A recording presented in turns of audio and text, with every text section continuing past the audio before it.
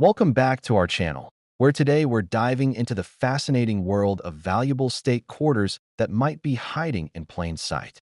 Many collectors and even casual coin holders could be sitting on significant value without realizing it.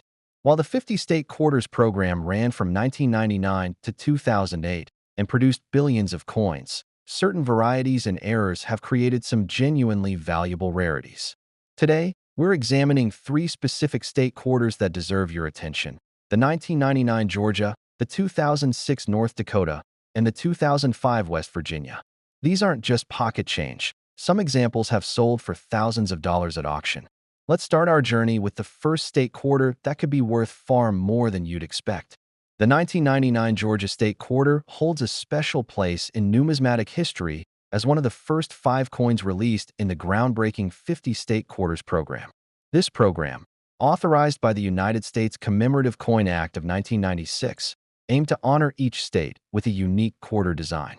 Georgia was selected as the 4th state to be featured, recognizing its status as the 4th state to ratify the U.S. Constitution on January 2, 1788. The Georgia quarter entered circulation on July 19, 1999, and was met with tremendous enthusiasm from the American public, sparking a renewed interest in coin collecting across the nation.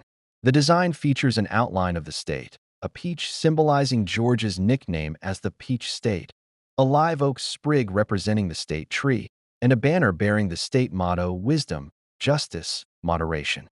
This design was created by T. James Farrell and was selected after a statewide design competition that invited Georgians to submit concepts representing their state's heritage and natural beauty. What makes certain 1999 Georgia quarters particularly valuable is a variety known as the wide AM. On the reverse side of a typical Georgia quarter, the letters A and M in America are close together, almost touching. However, on the wide AM variety, these letters are noticeably separated with distinct space between them. This variety occurred when a die intended for proof coins was accidentally used to strike regular circulation coins. Proof coins typically have sharper details and different spacing than circulation coins, and when this proof die was used for regular strikes, it created the distinctive wide AM feature. Another identifying characteristic is the spacing between the letters E and S in states, which are also farther apart on the wide AM variety. Additionally, the eagle's breast feathers on the wide AM variety show more detail and definition compared to the standard version. These subtle differences might go unnoticed by the casual observer, but they're immediately apparent to knowledgeable collectors who understand what to look for. The current market value for 1999 Georgia quarters varies dramatically based on condition and variety. Standard circulated Georgia quarters are, as expected, worth their face value of 25 cents, though uncirculated examples might fetch $1 to $2 in the retail market. However, the wide AM variety tells a completely different story.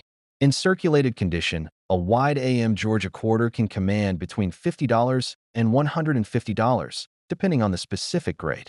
In uncirculated condition, prices escalate significantly, with MS 63 examples selling for $300 to $500, MS 65 examples reaching $800 to $1,200, and gem quality MS 67 examples commanding $2,000 to $3,000 or more.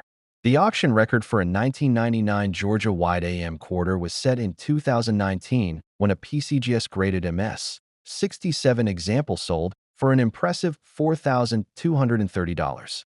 These values have remained relatively stable over the years, with slight increases as more collectors become aware of this variety and demand continues to grow. One fascinating aspect of the Georgia quarter is how it represents the beginning of the modern coin collecting boom in America. The state quarters program brought millions of new collectors into the hobby, with people eagerly checking their pocket change for each new release. The condition of a 1999 Georgia quarter has a profound impact on its value, especially for the wide AM variety. Circulated examples show varying degrees of wear, from lightly circulated coins with only minor friction on the highest points to heavily worn examples where much of the detail has been lost. For standard Georgia quarters, even heavily circulated examples hold little premium over face value. However, for the wide AM variety, even a circulated example with visible wear can be worth $50 or more. Lightly circulated wide AM quarters, graded -50 Australian dollars to -58 Australian dollars, typically sell for $100 to $200. Uncirculated examples are graded on the Sheldon scale from MS 60 to MS 70, with higher grades commanding exponentially higher prices. An MS 60 wide AM might sell for $200 to $300, while an MS 63 example could bring $300 to $500.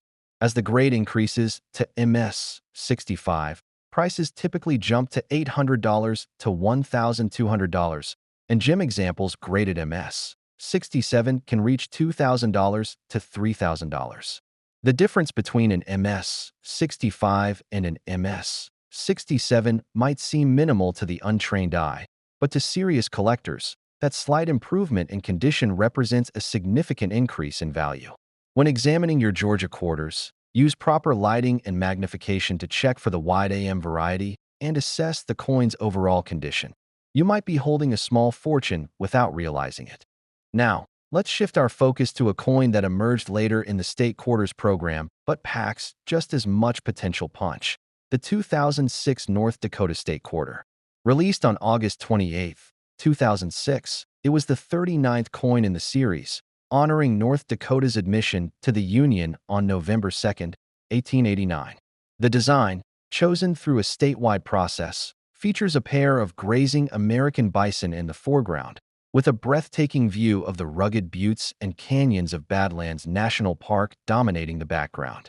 Above the bison, the state's name arcs gracefully, while the inscription Badlands anchors the scene below.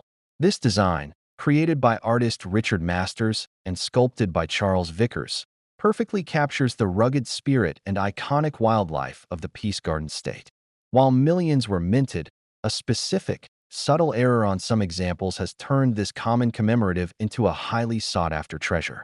What makes certain 2006 North Dakota quarters exceptionally valuable is a fascinating die error known as the extra leaf variety. On the standard coin, the bison on the right side has a single, prominent leaf clearly visible below its chin. However, on the extra leaf variety, a second, smaller leaf appears above the main leaf, nestled between the primary leaf and the bison's jawline. This tiny, additional detail is the key identifier. It's not a scratch or a gouge. It's a distinct, raised feature consistent with the coin's design, indicating it was struck from a die that had been erroneously altered or damaged during the minting process. This extra leaf is subtle. You'll need good lighting and possibly magnification to spot it clearly. Look directly below the bison's chin, just above the main leaf. If you see a smaller, separate leaf shape there, you've potentially found a valuable rarity. The exact origin of this error remains debated among experts, but it's widely believed to be the result of a die clash or an accidental gouge on the die that was subsequently polished, creating the unintended leaf-like feature. The market value for the 2006 North Dakota Extra Leaf Quarter is substantial, especially in higher grades. Standard, error-free North Dakota quarters are worth face value in circulated condition and perhaps $1 to $2 in pristine, uncirculated rolls. The extra leaf variety, however, tells a different story. In circulated condition, examples typically sell for $75 to $150, depending on wear. Uncirculated examples see a significant jump. MS 63 graded coins command $400 to $600. MS 65 examples range from $1,000 to $1,500, and gym quality MS 67 examples can reach $2,500 to $4,000. The auction record for this variety is truly impressive. In 2021, a PCGS-graded MS 67 example sold for a staggering $8,400. This highlights the intense demand for top-quality examples of this specific error. Values have generally trended upwards over the past decade as more collectors become aware of the variety and the pool of high-grade examples remains limited. One captivating aspect of the North Dakota Extra Leaf Quarter is how it exemplifies the thrill of the modern error coin hunt. Unlike ancient coins or early American rarities, This error occurred on a coin designed for mass circulation just a few years ago. Its discovery was relatively recent, with sharp-eyed collectors noticing the anomaly shortly after the coins were released.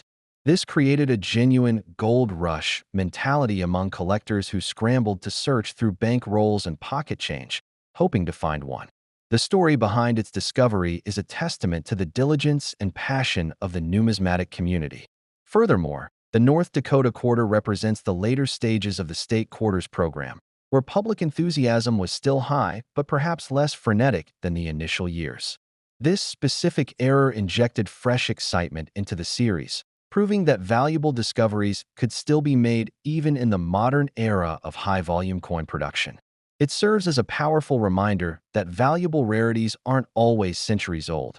Sometimes they're hiding in plain sight in recent coinage. As with the Georgia quarter, the condition of a 2006 North Dakota extra leaf quarter dramatically influences its value. Circulated examples show where on the high points of the design, the bison's back, horns, and the details of the Badlands. For the extra leaf variety, even a circulated example with noticeable wear, graded VF 20 to XF 45, can be worth $75 to $100. Lightly circulated examples, -50 Australian dollars to -58 Australian dollars, typically bring $100 to $150. Uncirculated examples are where the real value lies. An MS-60 extra leaf might sell for $250 to $400, while an MS-63 example could fetch $400 to $600. The leap to MS-65 is significant, with prices jumping to $1,000 to $1,500. Gem examples graded MS-67 are exceptionally rare and desirable, commanding $2,500 to $4,000 or more. The difference between MS-65 and MS-67 often comes down to minute details like the presence of minor contact marks, the quality of the luster, and the sharpness of the strike, particularly on those crucial leaves. When examining your North Dakota quarters, pay close attention to the area below the bison's chin. Use a magnifying glass and strong, angled light. If you spot that elusive extra leaf, the next step is assessing its overall preservation. A well-preserved extra leaf North Dakota quarter isn't just a curiosity, it's a significant numismatic asset.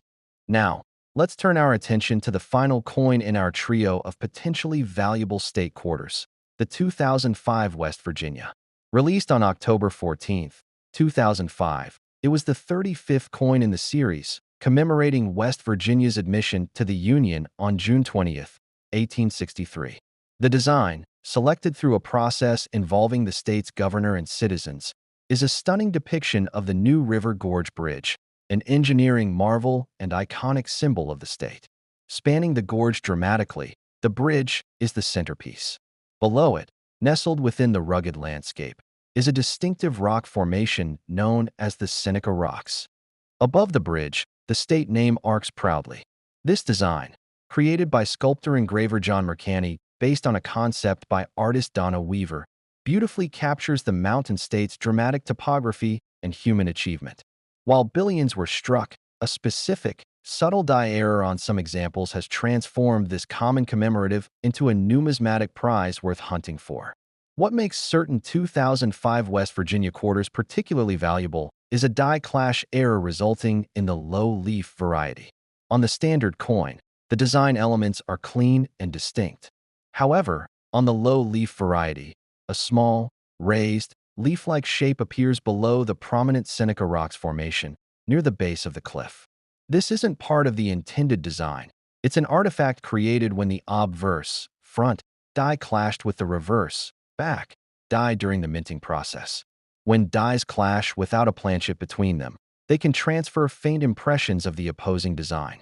In this case, it's believed that details from the bottom of the obverse design, possibly the lower edge of Washington's bust or the rim lettering, were impressed onto the reverse die near the Seneca Rocks.